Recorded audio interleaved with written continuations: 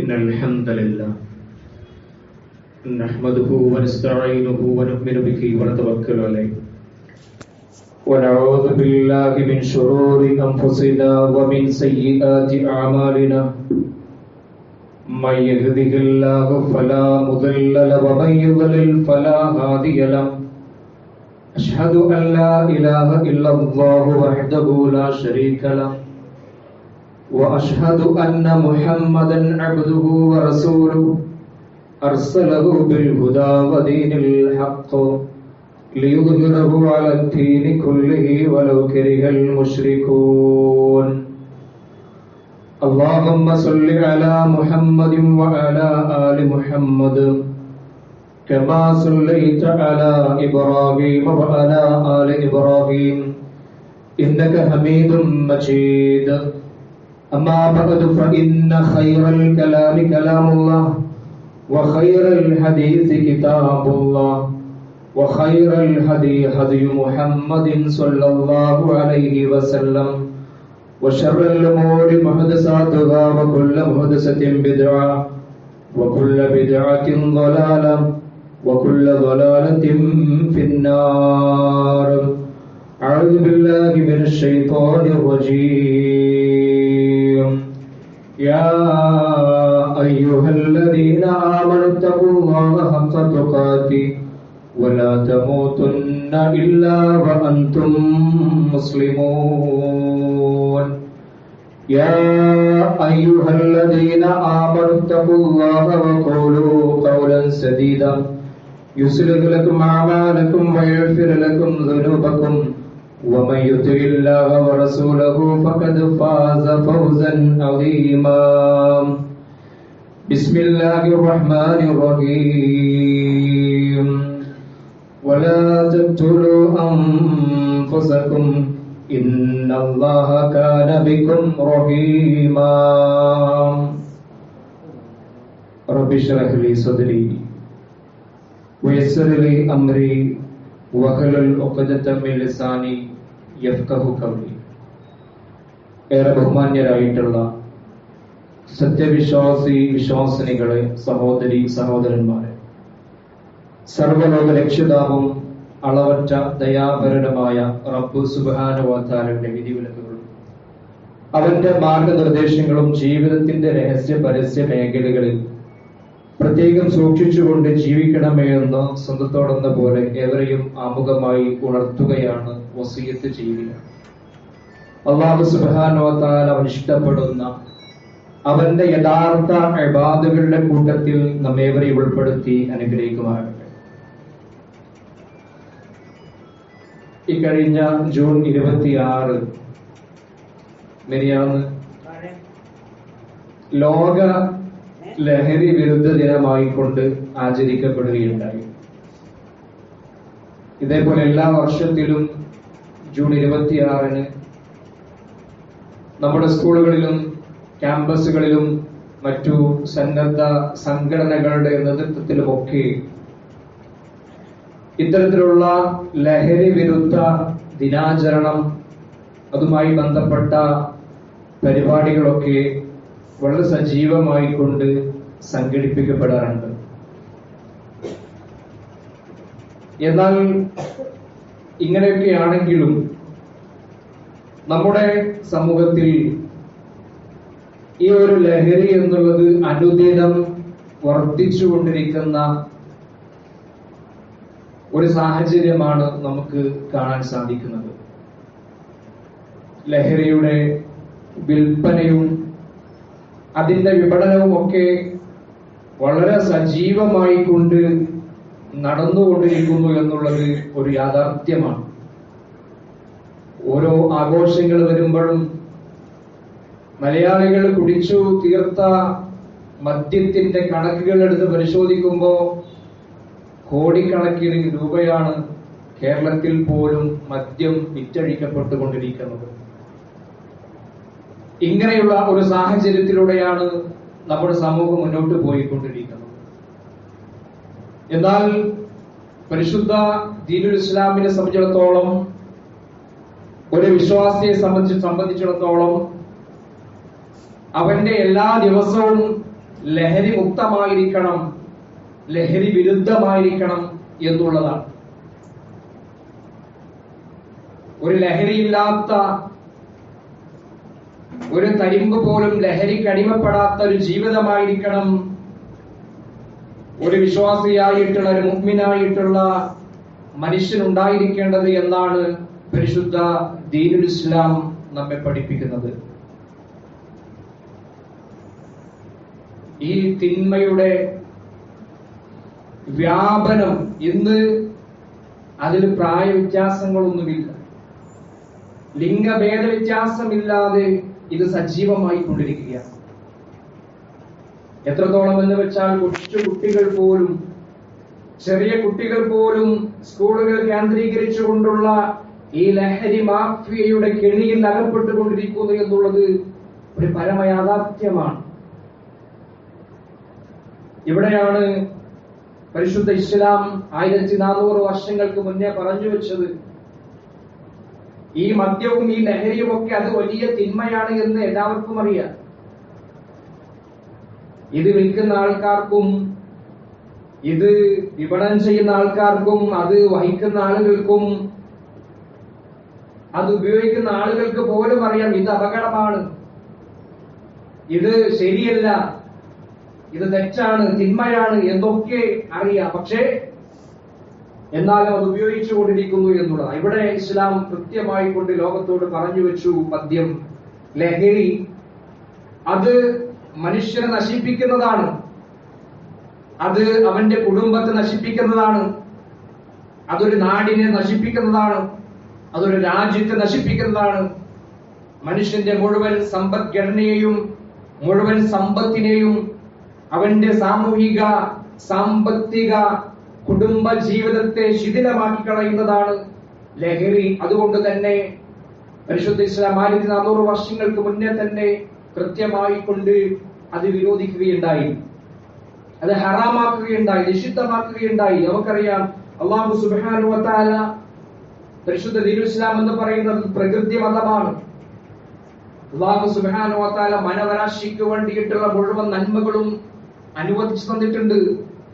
അല്ലാഹു സുബ്ഹാനഹു വ തആല ഹറാമാക്കിയ, പരിശുദ്ധ ഇസ്ലാം നിഷിദ്ധമാക്കിയിട്ടുള്ള ഏതൊരു കാര്യമാകട്ടെ അത് മാനവരാശിക്ക് ഹാനികരമാണ്, ദോഷകരമാണ്.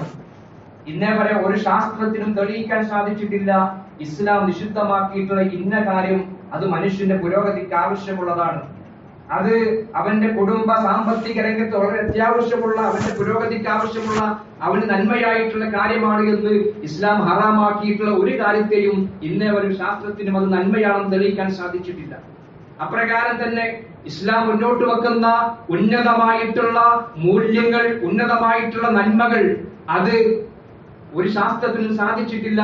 അതൊക്കെ വലിയ തിന്മയാണ്, അത് വലിയ അപകടമാണ്, അത് മനുഷ്യരും നാടിനും ദോഷമുണ്ടാക്കുന്ന കാര്യമാണ് എന്ന് തെളിയിക്കുവാനും ഇന്നേ വരെ ഒരാൾക്കും സാധിച്ചിട്ടില്ല എന്നുള്ളത്. അപ്പൊ മനുഷ്യന്റെ പുരോഗതിയും അവന്റെ കുടുംബ ജീവിതവും ഒക്കെ ഏറ്റവും ഉന്നതമാകണമെന്നാണ് പരിശുദ്ധ ഇസ്ലാം നമ്മോട് ആവശ്യപ്പെടുന്നത്. അതുകൊണ്ട് തന്നെയാണ് അള്ളാഹു കൃത്യമായിട്ടുള്ള സൂറത്തുൽ നിസാഇലൂടെ പറഞ്ഞു വെക്കുന്നുണ്ട്, വലാ തഖ്തുലൂ അൻഫുസകും ഇന്നല്ലാഹ കാന ബികും റഹീമാ. ഓരോ മനുഷ്യന്റെയും ജീവിതം വളരെ പരിപാവനമാണ്, അത് കേവലം നശിപ്പിച്ചു കളയാൻ പാടുള്ളതല്ല. ലഹരിക്ക് അടിമപ്പെട്ടുകൊണ്ട്, മദ്യത്തിന് അടിമപ്പെട്ടുകൊണ്ട് ഒരിക്കലും തന്നെ ആ ജീവിതത്തെ തകർത്ത് കളയാൻ പാടില്ല. വലാ തഖ്തുലൂ അൻഫുസകും, ഖുർആനിന്റെ പ്രയോഗം അങ്ങനെയാണ്. വലാ തഖ്തുലൂ അൻഫുസകും, നിങ്ങൾ നിങ്ങളുടെ സ്വന്തത്തെ ഹനിച്ചു കളയരുത്, നിങ്ങൾ നിങ്ങളുടെ നഫ്സിനെ ഇല്ലാതാക്കി കളയരുത്. ഇന്നല്ലാഹ, നിശ്ചയമായും അല്ലാഹു, കാന ബികും റഹീമാ, നിങ്ങളോട് ഏറെ കാരുണ്യമുള്ളവനാണ്, നിങ്ങളോട് ഏറെ കാരുണ്യമുള്ളവനാണ് അല്ലാഹു. നിങ്ങളുടെ സ്വന്തത്തെ നിങ്ങൾ നശിപ്പിച്ചു കളയരുത് കേട്ടോ എന്ന് വിശുദ്ധ ഖുർആൻ നമ്മോട് ആവശ്യപ്പെടുകയാണ്. വീണ്ടും പറഞ്ഞു സൂറത്ത് ബഖറയുടെ 195-ാമത്തെ വചനം, വലാ തഖ്തുലൂ ബിഐദികും ഇലാ തഗ്ലുക, നിങ്ങളുടെ കരങ്ങളെ നിങ്ങൾ നാശത്തിലേക്ക് തള്ളിയിടരുത് എന്നും വിശുദ്ധ ഖുർആൻ എടുത്തു പറയുകയാണ്. നോക്കൂ നിങ്ങൾ, അപ്പൊ അല്ലാഹു സുബ്ഹാനഹു വ തആല മനുഷ്യന്റെ ജീവിതത്തിന് വലിയ പ്രാധാന്യം നൽകുന്നുണ്ട്. അത് കേവലം ലഹരിക്ക് അടിമപ്പെട്ടുകൊണ്ട് തോന്നിയതുപോലെ ജീവിച്ചു തീർക്കുവാനുള്ളതല്ല, അത് സ്വന്തം ലഹരിക്ക് അടിമപ്പെട്ടുകൊണ്ട് ഹനിച്ചു കളയുവാനുള്ളത്, അപകടത്തിൽ പെടുത്തുവാനുള്ളതല്ല, മറിച്ച് അള്ളാഹുവിനെ വഴിപ്പെട്ടുകൊണ്ട് നല്ല ഒരു ജീവിതം കാഴ്ചവെക്കുവാൻ വേണ്ടിയിട്ടാണ് പരിശുദ്ധ ഇസ്ലാം നമ്മോട് ആവശ്യപ്പെടുന്നത്. പ്രിയപ്പെട്ടവരെ, നമുക്കറിയാം മദ്യത്തിന്റെ അപകടം എന്ന് പറയുന്നത് അത് വലിയ വലിയ തിന്മയാണ്. വിശുദ്ധ ഇസ്ലാം അതിനെ നോക്കിക്കാണുന്നത് അൽ ഖംറു ഉമ്മുൽ ഖബായിസ് എന്നാണ്. അൽ ഖംറു ഉമ്മുൽ ഖബായിസ്, സകലവിധ തിന്മകളുടെയും മാതാവാണ് ഖംറ്, ലഹരി ഉണ്ടാക്കുന്നത്, കള്ള്, അത് സകല തിന്മകളുടെയും മാതാവാണ്. പരിശുദ്ധ ഇസ്ലാം അങ്ങനെയാണ് പഠിപ്പിച്ചത്. എന്തുകൊണ്ടാണ് എല്ലാ തിന്മകളുടെയും മാതാവാണ് മദ്യം എന്ന് പറയാനുള്ളതായിട്ടുള്ള കാരണം നമുക്ക് എല്ലാവർക്കും അറിയാവുന്നതാണ്. പ്രവാചകൻ സല്ലല്ലാഹു അലൈഹി വസല്ലമ മുമ്പുണ്ടായിരുന്ന സമുദായത്തിൽപ്പെട്ട ഒരാളുടെ സംഭവം സ്വഹാബത്തിന് പഠിപ്പിച്ചു കൊടുക്കുന്നുണ്ട്. ഒരു മനുഷ്യനുണ്ടായിരുന്നു പൂർവ്വ സമുദായത്തിൽ. ആ മനുഷ്യന്റെ പ്രത്യേകത നല്ല ഇബാദത്ത് എടുക്കുന്ന നല്ല ഭക്തനായിട്ടുള്ള മനുഷ്യനായിരുന്നു. നല്ല ആരാധനാ കർമ്മത്തിൽ മുഴുകുന്ന, അള്ളാഹുവിന്റെ മുന്നിലേക്ക് ജീവിതം സമർപ്പിച്ചിട്ടുള്ള നല്ല ഭക്തനായിട്ടുള്ള മനുഷ്യൻ. അങ്ങനെ ഇരിക്കെ ഒരു ദുഷിച്ച സ്ത്രീ ഒരു കെണി ഒരുക്കുകയാണ് അദ്ദേഹത്തെ നശിപ്പിക്കാൻ വേണ്ടിയിട്ട്. അങ്ങനെ ഒരാളെ വിട്ടുകൊണ്ട് ആ ഭക്തനായിട്ടുള്ള മനുഷ്യനെ ക്ഷണിച്ചു വരുത്തുകയാണ് ഒരു സാക്ഷി പറയാൻ എന്ന വ്യാജേനെ, ഒരു സാക്ഷി നിൽക്കാൻ എന്ന വ്യാജേനെ ആ സ്ത്രീയുടെ വീട്ടിലേക്ക് ഒരു അടിമയെ വിട്ടുകൊണ്ട് ക്ഷണിക്കുകയാണ്. അങ്ങനെ ആ മനുഷ്യൻ ആ സ്ത്രീയുടെ വീട്ടിലേക്ക് പ്രവേശിക്കുകയാണ്. അദ്ദേഹത്തിന് അറിയില്ല എന്തിനു വേണ്ടിയിട്ടാണ് ക്ഷണിച്ചതെന്ന്. സാക്ഷ്യം പറയാൻ വേണ്ടിയിട്ടാണ്, സാക്ഷിയാകാൻ വേണ്ടിയിട്ടാണ് വിളിച്ചത് എന്നാണ് പറഞ്ഞിട്ടുള്ളത്. പക്ഷേ ആ വീട്ടിലേക്ക് പ്രവേശിച്ചപ്പോ അദ്ദേഹം കണ്ട കാഴ്ച എന്ന് പറയുന്നത് അവിടെ ഒരു സുന്ദരിയായിട്ടുള്ള ആ സ്ത്രീയുണ്ട്. അപ്രകാരം തന്നെ മദ്യമുണ്ട്, അപ്രകാരം തന്നെ ഒരു അടിമ പയ്യനുമുണ്ട്. മൂന്ന് സംഗതികളാണ്. ഒന്ന് ഒരു സുന്ദരിയായിട്ടുള്ള സ്ത്രീ, മറ്റൊന്ന് ഒരു അടിമ പയ്യൻ, മറ്റൊന്ന് മദ്യം. ആ പെണ്ണ് അവിടെ അദ്ദേഹത്തെ ഭീഷണിപ്പെടുത്തുകയാണ്. ഇവിടുന്ന് പുറത്തിറങ്ങാൻ സമ്മതിക്കില്ല, ഇവിടുന്ന് പുറത്തു പോകാൻ ഇനി കഴിയില്ല, ഇതിലേതെങ്കിലും ഒന്ന് ഉപയോഗിക്കാതെ ഇവിടുന്ന് പുറത്തു പോകാൻ പറ്റില്ല, ഞാൻ ശബ്ദമുണ്ടാക്കി ആളെ വിളിച്ചു കൂട്ടും. അവസാനം ഗത്യന്തരമില്ലാതെ ഒരു രക്ഷയുമില്ല എന്ന് കണ്ടപ്പോ അതിലൊന്ന് തിരഞ്ഞെടുക്കാൻ അദ്ദേഹം നിർബന്ധിതനായി തീരുകയാണ്. അദ്ദേഹം ആലോചിച്ചു, ഒന്ന് പറഞ്ഞ ആ സ്ത്രീയുമായി കൊണ്ട് ലൈംഗിക വീഴ്ചയിൽ ഏർപ്പെടണം, വിഭജിക്കണമെന്നാണ്. മറ്റൊന്ന് ആ അടിമച്ചക്കനെ കൊന്നുകളയണമെന്നുള്ളതായിരുന്നു. മറ്റൊന്ന് ആ മദ്യം കുടിക്കുക എന്നുള്ളതായിരുന്നു. ഈ മൂന്ന് ഓപ്ഷനാണ് ആ സ്ത്രീ അദ്ദേഹത്തിന്റെ മുന്നിൽ വെച്ചത്. അങ്ങനെ ഇതിലേറ്റവും നിസ്സാരമെന്ന് തോന്നിയ ഒരു കാര്യം അദ്ദേഹം ഗത്യന്തരമില്ലാതെ സെലക്ട് ചെയ്യുകയാണ്. അത് ഒരൽപ്പം മദ്യം കുടിക്കുക എന്നുള്ളതായിരുന്നു. മറ്റതിനേക്കാൾ, ആ സ്ത്രീയെ വ്യഭിചരിക്കുന്നതിനേക്കാൾ, അതല്ലെങ്കിൽ ആ അടിമപ്പയ്യനെ കൊന്നുകളയുന്നതിനേക്കാൾ നിസ്സാരമെന്ന് തോന്നിയിട്ടുള്ള ആ മദ്യം നിർബന്ധപൂർവം ഗത്യന്തരമില്ലാതെ അദ്ദേഹം കഴിക്കുകയാണ്. മദ്യം കഴിച്ചു, ലഹരി വരാൻ തുടങ്ങി, വീണ്ടും കഴിച്ചു, ആ ലഹരിയിൽ വീണ്ടും കഴിച്ചു. അങ്ങനെ അദ്ദേഹത്തിന്റെ തലക്ക് മത്ത് പിടിക്കുകയുണ്ടായി, ലഹരി അദ്ദേഹത്തെ ബാധിക്കുകയുണ്ടായി. അങ്ങനെ ആ ലഹരി ബാധിച്ച അവസരത്തിൽ അവിടെ ഉണ്ടായിരുന്ന ആ സ്ത്രീയുമായി കൊണ്ട് വ്യഭിചാരത്തിൽ അദ്ദേഹം ഏർപ്പെടുകയാണ്. ആ വ്യഭിചാരത്തിന് തടസ്സമായി ആ അടിമ പയ്യൻ നിന്നപ്പോ ആ അടിമ പയ്യനെ കൊന്നുകളയുകയാണ്. നോക്കൂ നിങ്ങൾ, ആ ഒരു മദ്യത്തിൽ നിന്നുണ്ടായിട്ടുള്ള തിന്മകൾ എന്തുമാത്രമാണ്. ആ മദ്യം വരുത്തി വെച്ചിട്ടുള്ള, ആ മദ്യത്തിലൂടെ ഉടലെടുത്ത തിന്മകൾ എത്ര ദൂരവ്യാപകമായിട്ടുള്ള തിന്മകളാണ്. ഇതുകൊണ്ട് ആ പ്രവാചകൻ സല്ലല്ലാഹു അലൈഹി വസല്ലം പഠിപ്പിച്ചു, അൽ ഖംറു ഉമ്മുൽ ഖബായിസ്. മദ്യമെന്ന് പറയുന്നത് അത് തിന്മകളുടെ മാതാവാണ് എന്ന് പ്രവാചകൻ സല്ലല്ലാഹു അലൈഹി വസല്ലം പഠിപ്പിക്കുകയാണ്. അതാണ് മിഫ്താഹുൽ മുങ്കർ, എല്ലാ തിന്മകളുടെയും താക്കോലാണ് മദ്യം എന്ന് നമ്മൾ മനസ്സിലാക്കണം. അല്ലാഹു സുബ്ഹാനഹു വ തആല നമുക്ക് നൽകിയിട്ടുള്ള ഈ വലിയ അനുഗ്രഹമായിട്ടുള്ള ആരോഗ്യത്തെ ഒരിക്കലും തന്നെ നാശത്തിലേക്ക് കൊണ്ടുപോകുവാൻ നമുക്ക് അനുവാദമില്ല എന്ന് നമ്മൾ തിരിച്ചറിയേണ്ടതുണ്ട്. അല്ലാഹു സുബ്ഹാനഹു വ തആല, അല്ലാഹുവിന്റെ പ്രവാചകൻ സല്ലല്ലാഹു അലൈഹി വസല്ലം വീണ്ടും പഠിപ്പിക്കുകയുണ്ടായി, കുല്ലു മുസ്കിരിൻ ഖംറുൻ വ കുല്ലു മുസ്കിരിൻ ഹറാമുൻ. എല്ലാ ലഹരി ഉണ്ടാക്കുന്നതും ഖംറാണ്. ഖംർ എന്ന പദത്തിന്റെ അർത്ഥം തന്നെ മറച്ചു കളയുന്നത്, മൂടിക്കളയുന്നത് എന്നാണ്. ഖംർ എന്ന് വെച്ചാൽ മറച്ചു കളയുന്നത്, മൂടിക്കളയുന്നത്. നമ്മുടെ ബുദ്ധിയെ മറച്ചു കളയുന്നതാണ് ഖംർ. നമ്മുടെ സ്വബോധത്തെ മൂടിക്കളയുന്നതാണ് ഈ ഖംർ എന്ന് പറയുന്നത്. കൊണ്ട് തന്നെ ഇസ്ലാം പഠിപ്പിച്ചു കുല്ലു മുസ്കിരിൻ ഖംറുൻ, എല്ലാ ലഹരി ഉണ്ടാക്കുന്നതും ഖംറാണ്. വകുല്ലു മുസ്കിരിൻ ഹറാമുൻ, അങ്ങനെ എല്ലാ ലഹരി ഉണ്ടാക്കുന്നതും അത് ഹറാമാണ്, നിഷിദ്ധമാണ് എന്ന് മുസ്ലിം ഉദ്ധരിക്കുന്ന ഹദീസിൽ നമുക്ക് കാണാൻ കഴിയും. ചില ആളുകൾ വിചാരിക്കും ലഹരിയെ കുറച്ചൊക്കെ ഉപയോഗിക്കുക, കൂടുതലാകാതിരുന്നാൽ പോരെ, അല്പമൊക്കെ ലഹരിയാകാം എന്ന് ചിന്തിക്കുന്ന ആളുകളുണ്ട്. അള്ളാഹുവിന്റെ പ്രവാചകൻ അത്തരക്കാരോട് പറഞ്ഞു, മാ അസ്കറ കസീറുഹു ഫഖലീലുഹു ഹറാം. കൂടുതലായിക്കൊണ്ട് ലഹരി ഉണ്ടാക്കുന്നത് എന്തോ അതിന്റെ അല്പം പോലും, അതിന്റെ ചെറിയൊരു ശതമാനം പോലും ഹറാം, അത് നിഷിദ്ധമാണ് എന്നാണ് അള്ളാഹുവിന്റെ പ്രവാചകൻ സല്ലല്ലാഹു അലൈഹി വസല്ലമ പഠിപ്പിച്ചത്. നോക്കൂ നിങ്ങൾ. അപ്പോ ലഹരിയുമായി ബന്ധപ്പെട്ടൊരു വിശ്വാസിക്ക് അടുത്തു പോകാൻ പാടില്ല എന്നുള്ളതാണ്. ലഹരിയുമായിട്ടുള്ളൊരു നിലക്കും ഒരു വിശ്വാസിക്ക് ബന്ധപ്പെടാൻ പാടില്ല എന്നുള്ളതാണ് പരിശുദ്ധ ഇസ്ലാം പഠിപ്പിക്കുന്നത്, അല്ലെ? ഒരു വിശ്വാസിക്ക് ഈമാനും അതുപോലെ തന്നെ ലഹരിയും ഒരു വിശ്വാസിയിൽ ഒരുമിച്ച് കൂടുകയില്ല. ഏതെങ്കിലും ഒന്ന് പുറത്തു പോകും. ഈമാനുള്ളവൻ ഒരിക്കലും ലഹരിക്കടിമപ്പെടാൻ സാധ്യമല്ല. അവൻ ലഹരിക്കടിമപ്പെട്ടാൽ അവന്റെ ഈമാൻ നഷ്ടപ്പെട്ടു. ഈമാനും ലഹരിയും ഒരിക്കലും ഒരുമിച്ച് കൂടുകയില്ല എന്ന് അല്ലാഹുവിന്റെ പ്രവാചകൻ സല്ലല്ലാഹു അലൈഹി വസല്ലം പഠിപ്പിച്ചതാണ്. അതുകൊണ്ട് വിശ്വാസിയാണോ മുഅ്മിനാണോ ഒരു കാരണവശാലും അവന്റെ ജീവിതത്തിൽ ലഹരിയുമായി കൊണ്ട് ബന്ധപ്പെടാൻ പാടില്ല എന്നുള്ളതാണ്. നോക്കൂ നിങ്ങൾ, അല്ലാഹു സുബ്ഹാനഹു വ തആല വിശുദ്ധ ഖുർആനിൽ മദ്യം നിരോധിച്ചുകൊണ്ടുള്ള ആയത്തിറക്കുന്നുണ്ട്.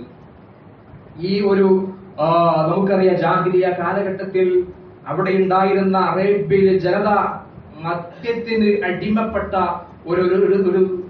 ഒരു ജനവിഭാഗമായിരുന്നു. അവിടേക്ക് പ്രവാചകൻ സല്ലല്ലാഹു അലൈഹി വസല്ലമ കടന്നു വരുന്നത്.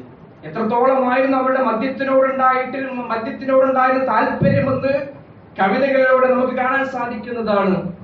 അവര് മരിക്കുമ്പോൾ അവരുടെ വസിയത്ത് എന്ന് പറയുന്നത്, അറേബ്യയിലുള്ള ആളുകൾ അന്ന് മരിക്കുമ്പോൾ അവർ വസിയത്ത് പറയാറുണ്ടായിരുന്നത്, ഞാൻ മരിച്ചു കഴിഞ്ഞാൽ എന്നെ ഒരു മുന്തിരിവള്ളിയുടെ അല്ലെങ്കിൽ മുന്തിരിത്തോപ്പിന്റെ താഴെയാണ് എന്നെ മറമാടേണ്ടത് എന്നാണ്. കാരണം എന്താ? ഞാൻ മരിച്ചു കഴിഞ്ഞാലും ആ മുന്തിരിയുടെ വേരിലൂടെ എന്റെ എല്ലുകൾക്ക് ആ മുന്തിരിയിൽ നിന്നുണ്ടാകുന്ന അതിന്റെ സത്ത്, അതിന്റെ നീര് അത് അനുഭവിക്കാമല്ലോ എന്ന് പോലും വസീയത്ത് ചെയ്തിരുന്ന അത്രമാത്രം മദ്യത്തിൽ ഊട്ടപ്പെട്ട ഒരു ജനവിഭാഗം. ഇവിടേക്കാണ് പരിശുദ്ധ ഇസ്ലാം കടന്നു വരുന്നത്. മദ്യം നിഷിദ്ധമാക്കിയിട്ടുള്ളത് ഘട്ടം ഘട്ടമായിട്ടാണ് ഇത് നമുക്കറിയാം, അല്ലെ? മദ്യം 3 ഘട്ടമായിട്ടാണ് അല്ലാഹു സുബ്ഹാനഹു വ തആല ഹറാമാക്കിയിട്ടുള്ളത്. ഒന്നാം ഘട്ടത്തിൽ മദ്യത്തിൽ തിന്മയാണ് കൂടുതലുള്ളത് എന്ന് അല്ലാഹു ആയത്തിറക്കി. യസ്അലൂനക അനിൽ ഖംറി വൽ മൈസിർ ഖുൽ ഫീമാ ഇസ്മുൻ കബീർ വമനാഫിഉ ലിന്നാസ് വഇസ്മുഹുമാ അക്ബറു മിൻ നഫ്ഇഹിമാ. സൂറത്ത് ബഖറയുടെ 219-ാമത്തെ വചനത്തിൽ നമുക്ക് കാണാൻ കഴിയും, അല്ലെ? ആളുകൾ നിന്നോട് മദ്യത്തെക്കുറിച്ച്, ചൂതാട്ടത്തെക്കുറിച്ചൊക്കെ ചോദിക്കുന്നു. നബിയെ പറഞ്ഞു കൊടുക്കണം, ഇസ്മുൻ, അത് രണ്ടും എന്താണ്? രണ്ടും വലിയ തിന്മയാണ്, അത് വലിയ പാപമാണ്. ഇപ്പൊ ജനങ്ങൾക്ക് ചെറിയ ഉപകാരങ്ങളൊക്കെ ഉണ്ട്. എന്നാൽ ഉപകാരത്തെക്കാൾ വലിയ ഉപദ്രവമാണ്, തിന്മയാണ് അതുണ്ടാക്കി വെക്കുക എന്നാണ് ഒന്നാം ഘട്ടത്തിൽ അല്ലാഹു സുബ്ഹാനഹു വ തആല മദ്യവുമായി ബന്ധപ്പെട്ട് ആയത്തിറക്കിയത്. അതിന്റെ രണ്ടാം ഘട്ടം വന്നു. ആയത്തിറക്കി അല്ലാഹു സുബ്ഹാനഹു വ തആല ഖുർആനിലൂടെ യാ അയ്യുഹല്ലദീന ആമനൂ ലാ തഖറബുസ് സ്വലാത വ അൻതും സുകാറാ, അല്ലേ? ഹത്താ തഅലമൂ മാ തഖൂലൂൻ. സൂറത്ത് നിസാ 43-ാമത്തെ വചനം. യാ അയ്യുഹല്ലദീന ആമനൂ, വിശ്വാസികളെ വിളിച്ചുകൊണ്ടാണ് പറഞ്ഞത്. അന്ന് ആ സമയത്ത് ആ മദ്യം രണ്ടാം ഘട്ടത്തിൽ മുസ്ലിമീങ്ങളായിട്ടുള്ള വിശ്വാസികളായിട്ടുള്ള ആളുകൾ പോലും മദ്യപിക്കുമായിരുന്നു. അള്ളാഹു ആയത്തിറക്കി, എന്ത്? നിങ്ങൾ നിസ്കരിക്കുമ്പോ ലഹരി ഉപയോഗിക്കരുത്. യാ അയ്യുഹല്ലദീന ആമനൂ ലാ തഖറബു സ്വലാത്ത, നിങ്ങൾ നിസ്കാരത്തോട് സമീപിച്ചു പോകരുത്. വഅൻതും സുകാറ, ലഹരിയുള്ള അവസ്ഥയിൽ നിങ്ങൾ നിസ്കരിക്കാൻ വരരുത് കേട്ടോ എന്ന് അള്ളാഹു രണ്ടാം ഘട്ടത്തിൽ മദ്യം അതിന്റെ അപകടത്തെ കുറിച്ചുള്ള ആയത്തിറക്കുകയുണ്ടായി. വീണ്ടും മൂന്നാം ഘട്ടത്തിൽ അല്ലാഹു സുബ്ഹാനഹു വ തആല പരിപൂർണമായിക്കൊണ്ട് മദ്യം ഒഴിവാക്കാൻ വേണ്ടിയിട്ടുള്ള ആയത്ത് കൃത്യമായിക്കൊണ്ട് വിശുദ്ധ ഖുർആൻ സൂറത്ത് മാഇദയുടെ 90-ാമത്തെ വചനത്തിൽ നമുക്ക് കാണാൻ കഴിയും. യാ അയ്യുഹല്ലദീന ആമനൂ ഇന്നമൽ ഖംറു വൽ മൈസിറു വൽ അൻസാബു വൽ അസ്ലാമു റിജ്സും മിൻ അമലിശ് ശൈത്വാൻ ഫജ്തനിബൂ ലഅല്ലകും തുഫ്ലിഹൂൻ. അതോടുകൂടി മദ്യം ഹറാമായി, ഒരു നിലക്കും ഇനി അത് ഉപയോഗിക്കാൻ പാടില്ല എന്നുള്ള രീതി വന്നു. അല്ലെ, യാ അയ്യുഹല്ലദീന ആമനൂ, അല്ലയോ വിശ്വാസികളെ, ഇന്നമൽ ഖംറു വൽ മൈസിറു വൽ അൻസാബു വൽ അസ്ലാം, മദ്യവും ചൂതാട്ടവും പ്രതിഷ്ഠകളും പ്രശ്നം വെച്ചു നോക്കാനുള്ള അമ്പുകളും അതെല്ലാം തന്നെ പൈശാചികമാണ്, അതെല്ലാം മ്ലേച്ഛമാണ്, പൈശാചികമാണ്. അതുകൊണ്ട് ഫജ്തനിബൂ, ശക്തമായിട്ടുള്ള താക്കീത്, നിങ്ങൾ അതിൽ നിന്ന് വിട്ടു നിൽക്കണം, സമീപിച്ചു പോകരുത് അവയെ. ലഅല്ലകും തുഫ്ലിഹൂൻ, അങ്ങനെയാണെങ്കിൽ നിങ്ങൾ വിജയിച്ചേക്കാം. അവ ഒഴിവാക്കിയാൽ നിങ്ങൾക്ക് ജീവിതം വിജയിച്ചേക്കാമെന്ന് അല്ലാഹു സുബ്ഹാനഹു വ തആല ആയത്തിറക്കുകയാണ്. അതോടുകൂടിയാണ് മദ്യം നിഷിദ്ധമാകുന്നത്. മദ്യത്തിന്റെ വലിയ രാജാക്കന്മാരുണ്ടായിരുന്നു, അവിടെ വലിയ ലോബികൾ ഉണ്ടായിരുന്നു. അബൂ തൽഹയെ പോലെയുള്ള ആളുകളൊക്കെ വലിയ മദ്യരാജാക്കന്മാരായിരുന്നു. ആ സമയത്ത് ആയത്തിറങ്ങി, ഒരു പയ്യൻ ഇങ്ങനെ ആയത്ത് വിളിച്ചു പറഞ്ഞിങ്ങനെ ഓടി നടന്നു, ഇതാ ആയത്തിറങ്ങിയിട്ടുണ്ട്, മദ്യം നിഷിദ്ധമാക്കിയിട്ടുള്ള. ഇത് കേൾക്കേണ്ട താമസം. ഫഹൽ അൻതും മുൻതഹൂൻ, വിശുദ്ധ ഖുർആൻ ഒറ്റൊരു ചോദ്യം, ഇനിയും നിങ്ങൾക്ക് ഇതിൽ നിന്ന് വിരമിക്കാനായിട്ടില്ലേ?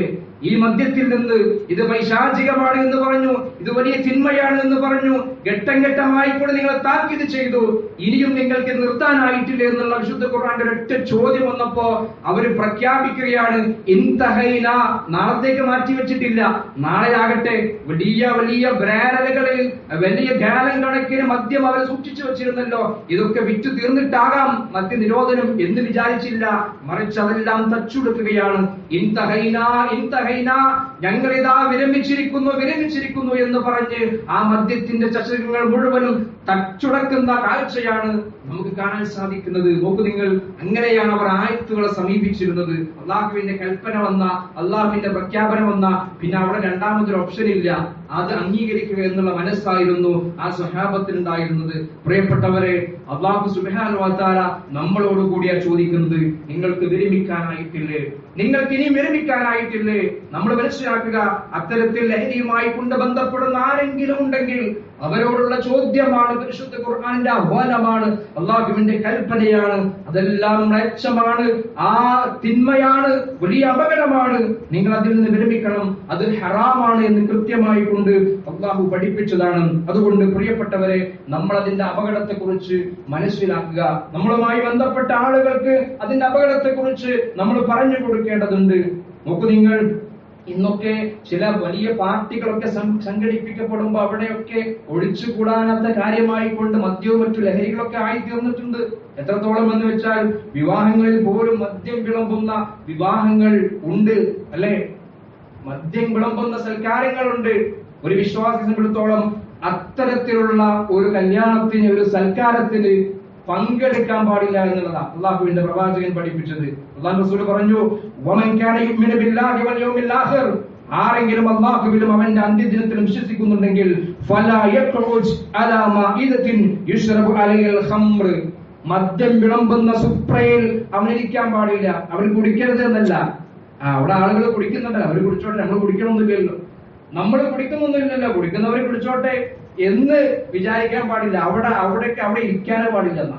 മദ്യം വിളമ്പുന്ന ആ ഒരു സ്ഥലത്ത് അവിടെ ഒരു വിശ്വാസിക്ക് നിൽക്കാൻ പോലും, അവിടെ അതുമായി ഒരിക്കലും നമ്മൾ കുടിക്കുന്നില്ല എന്ന് വിചാരിച്ച് അവിടെ നിൽക്കാൻ പാടില്ല.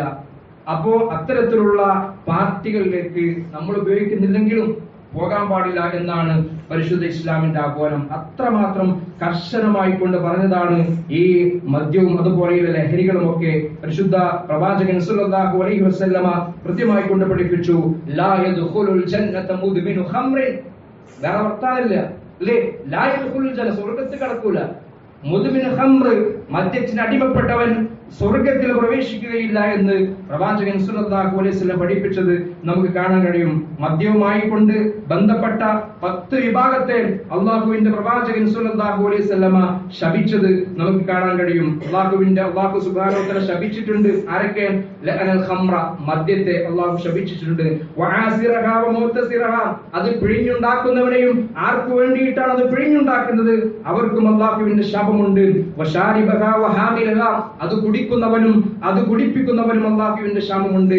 വഹാമിലഹ വൽ മഹ്മൂലത ഇലൈഹി, അത് കൊണ്ടുപോയി കൊടുക്കുന്നവനെ, കുടിക്കുന്നില്ല കൊണ്ടുപോയി കൊടുക്കുന്നവനെ അള്ളാഹു ശപിച്ചിട്ടുണ്ട്. ആർക്കു വേണ്ടിയിട്ടാണ് കൊണ്ടുപോയി കൊടുത്തത് അവരെയും അള്ളാഹു ശപിച്ചിട്ടുണ്ട്. വബായിഅഹ, അത് വിൽപ്പന നടത്തുന്ന ആളെ അള്ളാഹു ശപിച്ചിട്ടുണ്ട്. വമുബ്തഅഹ, അത് വാങ്ങുന്നവരെയും അള്ളാഹു ശപിച്ചിട്ടുണ്ട്. വസാഖിഹ മുസ്തൈഖിഹ, അത് കുടിക്കുന്നവരെയും കുടിപ്പിക്കുന്നവരെയും അള്ളാഹു ശപിച്ചിട്ടുണ്ട് എന്ന് പ്രവാചകൻ സല്ലല്ലാഹു അലൈഹി വസല്ലം പഠിപ്പിക്കുകയാണ്. അതുകൊണ്ട് ഒരു നിലക്കും അല്ലെ, നമ്മൾ കുടിക്കില്ലെന്നില്ല, നമ്മൾ ഒരാൾക്ക് വേണ്ടി ഒരു ഹെൽപ്പ് ചെയ്യാൻ വേണ്ടിയിട്ട് വാങ്ങിക്കൊടുക്കുക, അല്ലെങ്കിൽ അതൊന്ന് അവിടേക്ക് എത്തിച്ചു കൊടുക്കുക എന്നൊക്കെ ഓരോരുത്തർ പറയുമ്പോൾ ഒരിക്കലും അതുമായി വിശ്വാസിക്ക് ബന്ധപ്പെടാൻ പാടില്ല എന്ന് കൃത്യമായി കൊണ്ട് നമ്മൾ മനസ്സിലാക്കേണ്ടതുണ്ട്. പ്രത്യേകിച്ച് യുവാക്കളായിട്ടുള്ള കുട്ടികളായിട്ടുള്ള ആളുകളൊക്കെ വിഷയത്തിൽ വളരെ ഗൗരവത്തിൽ ശ്രദ്ധിക്കേണ്ട വിഷയമാണ്. അല്ലാഹു സുബ്ഹാനഹു വ തആല നമ്മെ ഈ മഹാവിപത്തിൽ നിന്ന് കാത്തു രക്ഷിക്കുമാറാകട്ടെ.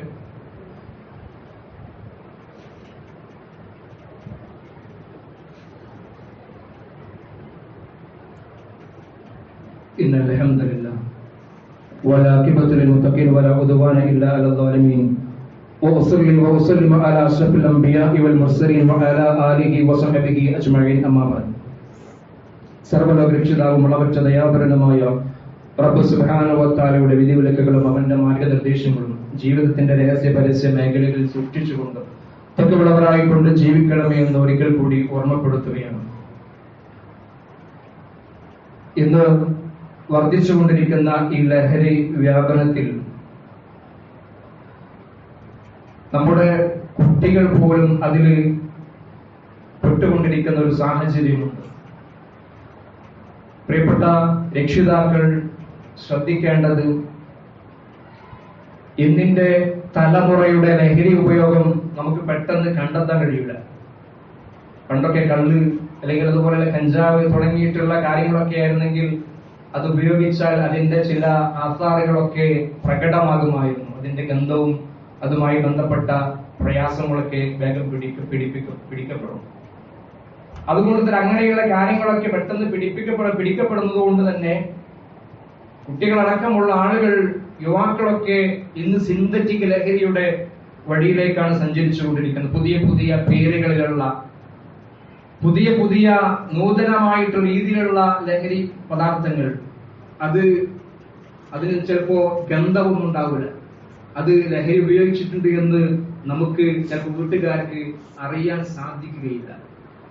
ഇവിടെയാണ് നമ്മൾ മനസ്സിലാക്കേണ്ടത്, നമ്മുടെ മക്കളുമായി കൊണ്ട് നല്ല ഒരു കമ്മ്യൂണിക്കേഷൻ നമ്മുടെ വീട്ടിലുണ്ടാകണം. നല്ല ഊഷ്മളമായിട്ടുള്ള സ്നേഹബന്ധം നമ്മുടെ മക്കൾക്കിടയിൽ ഉണ്ടാകണം. എന്തും നമ്മളോട് തുറന്നു പറയാൻ ധൈര്യമുള്ള, അല്ലെങ്കിൽ ആ രീതിയിൽ നമ്മുടെ മക്കളുമായി കൊണ്ടുള്ള ഒരു ബന്ധം നമ്മൾ ഉണ്ടാക്കിയെടുക്കണം. നിരന്തരമായി കൊണ്ട് അവരെ ശകാരിച്ച് പ്രയാസപ്പെടുത്തി ബുദ്ധിമുട്ടിച്ച് അവരെ ആട്ടിയകറ്റുന്ന ഒരു രീതിയാണെങ്കിൽ അവർ പെട്ടെന്ന് ഇതിന്റെ വഴികളിലേക്ക് പ്രവേശിക്കും. പ്രിയപ്പെട്ടവരെ, ഒരിക്കലും തന്നെ നമ്മുടെ മക്കൾ നമ്മുടെ വീട്ടിലെ ഒരു പ്രയാസം കൊണ്ട്, പ്രശ്നം കൊണ്ട് ഈ ലഹരിയിലേക്ക് പോകാൻ പാടില്ല. നമ്മുടെ വീട് ഒരു പ്രശ്ന കലുഷിതമായിട്ടുള്ള വീടാകാൻ പാടില്ല. നമ്മുടെ വീട് നമ്മളെ ചേർത്ത് പിടിക്കുന്ന, മക്കളെ ചേർത്ത് പിടിക്കുന്ന ഓരോരോ അവസ്ഥ ഓരോ രക്ഷിതാക്കളും അവരുടെ വീട്ടിലുണ്ട് എന്ന് ഉറപ്പുവരുത്തണം. അല്ലെങ്കിൽ ഇന്നിന്റെ കാലഘട്ടത്തിൽ പെട്ടെന്ന് ഈ ലഹരിയുടെ വഴിയിലേക്ക് പ്രവേശിക്കുമെന്നുള്ളതാണ്. കാരണം കേരളത്തിൽ തന്നെ 1000 ചില്ലാൻ സ്കൂളുകൾ കേന്ദ്രീകരിച്ചുകൊണ്ട് ഇത്തരത്തിലുള്ള ലഹരി മാഫിയകൾ പ്രവർത്തിക്കുന്നുണ്ട് എന്നാണ് ഈ പുതിയ കണക്കുകൾ നമ്മെ പേടിപ്പെടുത്തുന്നതാണ്. കോഴിക്കോട് ജില്ലയിൽ പോലും 90 ജില്ലാ സ്കൂളുകൾ കേന്ദ്രീകരിച്ച് ലഹരിയുണ്ട് എന്നുള്ള കണക്കുകൾ വന്നുകൊണ്ടിരിക്കുകയാണ്. നമ്മൾ ആലോചിക്കണം, അതിലൊരിക്കലും നമ്മുടെ മക്കളില്ല എന്നുള്ളത് നമ്മൾ ഉറപ്പുവരുത്തണം.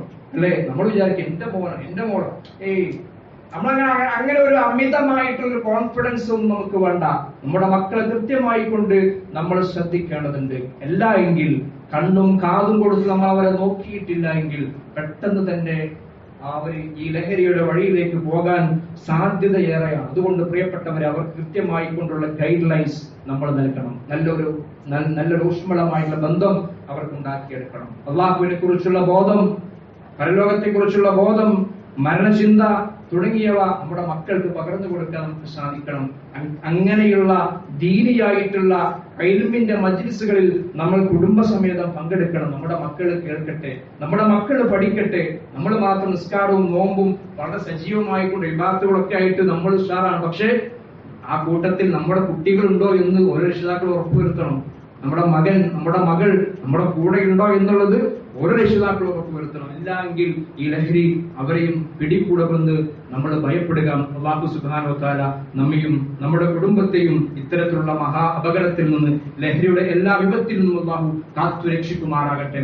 അല്ലാഹുവേ, നമ്മൾ മരണപ്പെട്ടു പോയ നമ്മുടെ കൂട്ടുകുടുംബങ്ങൾ, നമ്മുടെ മാതാപിതാക്കൾ, സഹോദരി സഹോദരങ്ങൾ, അല്ലാഹുവേ, അവർക്ക് നീ മഗ്ഫിറത്തും റഹ്മത്തും നൽകി അനുഗ്രഹിക്കണതാകാ. അല്ലാഹു, നമ്മുടെ കൂട്ടത്തിൽ ലോകം കൊണ്ട് കട കൊണ്ട് പ്രയാസപ്പെടുന്ന ഒരുപാട് ആളുകളുണ്ട്. അവരുടെ ബുദ്ധിമുട്ടുകളും പ്രയാസങ്ങളും നീ ദൂരീകരിച്ചു കൊടുക്കാൻ റഹ്മാനേ. അല്ലാഹുമ്മ അഗ്ഫിർ ലിൽ മുഅ്മിനീന വൽ മുഅ്മിനാത്ത് والمسلمين والمسلمات الأحياء منهم والأموات ربنا لا تزغ قلوبنا بعد إذ هديتنا وهب لنا من لدنك رحمة إنك أنت الوهاب اللهم أجرنا من النار اللهم أجرنا من النار اللهم أجرنا من النار اللهم انصر المسلمين في فلسطين اللهم انصر المسلمين في فلسطين اللهم انصر المسلمين في فلسطين اللهم انصر المسلمين في كل مكان اللهم أعز الإسلام والمسلمين وأذل الشرك والمشركين ربنا تقبل منا إنك أنت السميع العليم وتب علينا إنك أنت التواب الرحيم آمين آمين برحمتك يا أرحم الراحمين والحمد لله رب العالمين.